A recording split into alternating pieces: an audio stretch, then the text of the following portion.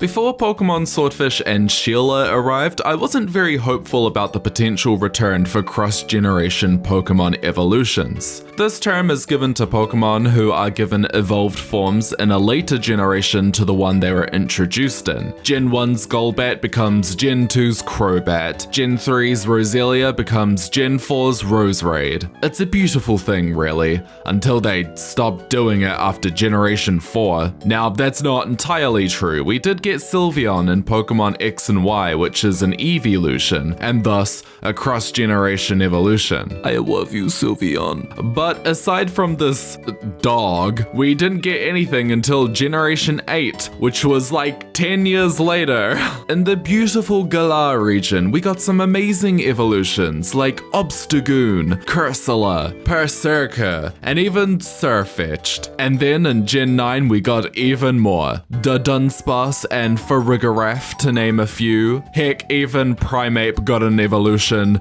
It died.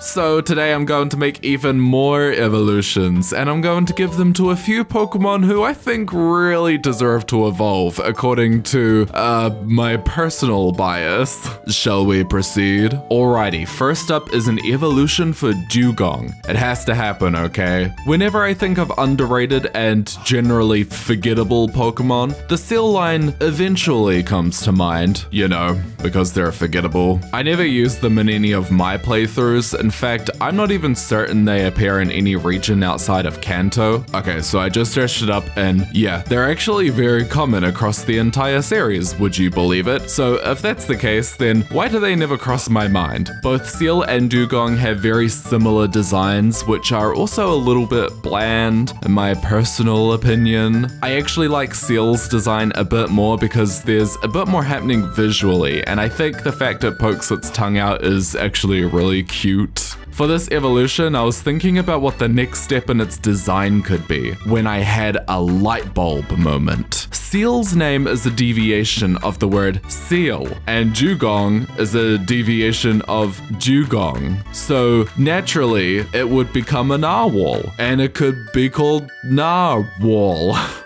I'm going somewhere with this. So I've given it some super awesome steel parts and a tanky tummy to fend off any pesky Pokemon that might get in its way. I also think making it part steel type would be a really cool way to make it a natural predator to a lot of the penguin-like Pokemon who are for the most part ice type. Next up to get the evolution treatment is Maractus. This one is going to be a low-key evolution, something kind of the likes of Poliwhirl to Poliwrath and Pormo to Pawmot. Something I really focused on for this design was the blossoming of Maractus. Maractus is another one of those Pokemon who I think really gets swept under the rug. It's underrated and underloved, so I think what it needs is a super cool evolution to give it a bit more edge and perhaps give players a little more incentive to catch and train one. I based its design off of a stage magician, giving it some very vibrant cuffs made from flowers contrasted against a less saturated body color. I also introduced some more petals and other bits of fauna on the body, such as the cool new cape it has, a magician's staple to be honest. The pose in its artwork is pretty much Maractus's pose, so there isn't really anything different there. Okay, moving on, we're skipping a generation and evolving something from the Alola Dex, that Pokemon being Komarola. I think Komarola is really cool, and its appearance in the anime really helped it stand out and not completely dissolve into obscurity. Its ability has also helped with that, in that it cannot be put into status condition sleep, since canonically it is already sleeping, perpetually and unpeacefully. For this evolution, I figured Komarola really needed to be fully grown. I always thought it was just a tad too small to be a single stage mon, and I know other Pokemon are small and single stage, but perhaps Komarola is just too baby to get away with it, so I gave it a mother. Komarola's walking animation is just it rolling along the ground, which I think is hilarious, but also a great piece of lore which really informed my evolution design, where I turned its block of wood into a section of tree trunk which it rolls around, kinda like a steamroller. Roller? Not a steamroller, what the heck is that? The coloration remains identical to the original Komarola. I really don't think it needs to be any different. It really is just a bigger version of the original, and honestly, that's completely fine. This might be a piping hot fakemon take, but I'm good at having those, so I'll share this one. I feel like you don't always need added markings, changes in color, or any other complexities which outside of aesthetic are just kind of unnecessary in order to really convey that it's an evolution. Sometimes you can just make it bigger. Now, I gotta be honest with you, this is originally where the video was going to end. I was going to show us the 3 evolutions you just saw in all of their polished glory, but I've been very slow to uploading this past month, and so I managed to make a couple more designs ahead of uploading this video. So fourth up, we have the most glorious Pokemon to ever exist, Shuckle. This one definitely needs an evolution. I've seen fakemon evolutions of this guy because a lot of them do exist, and they all depict it sort of growing out of the shell or using it for some crazy armor, or just somehow becoming a shell-bearing bad bitch.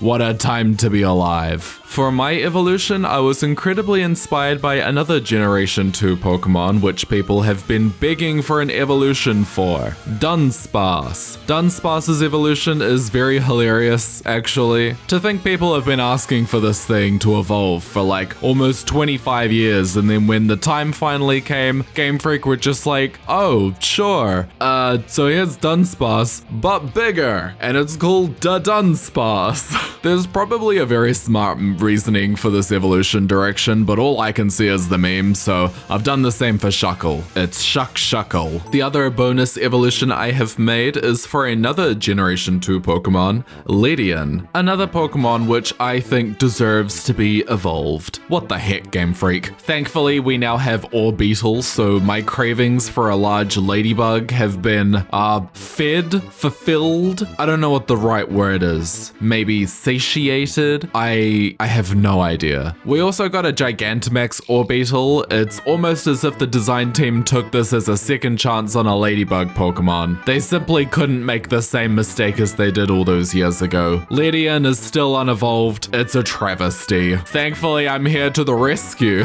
I showed this design to my friend when I finished drawing it, and they said it was more of a mega evolution rather than a proper evolution, and in hindsight, I see it. With my other evolutions in this video, like Marcaracta and Shuckle's evolutions, the designs were very similar, but also those were more realistic takes on what Game Freak might actually do with an evolution. Whereas the way this Ledian is looking, it's definitely more of a mega evolution. Although in my head it is an evolution, so I'm still going to present it as such, but I mean, it can be up to interpretation, but my interpretation is evolution, so it's in the evolutions video. Alrighty, it's time to take a look at all of these amazing evolutions. First up is Narwhal, the evolved form of Dugong and the final form of Seal. It is a water steel type and evolves after being exposed to a metal coat. Secondly, we have Marcaracta, the evolved form of Maractus. It is a grass fairy type and evolves upon level up knowing the move Dazzling Gleam.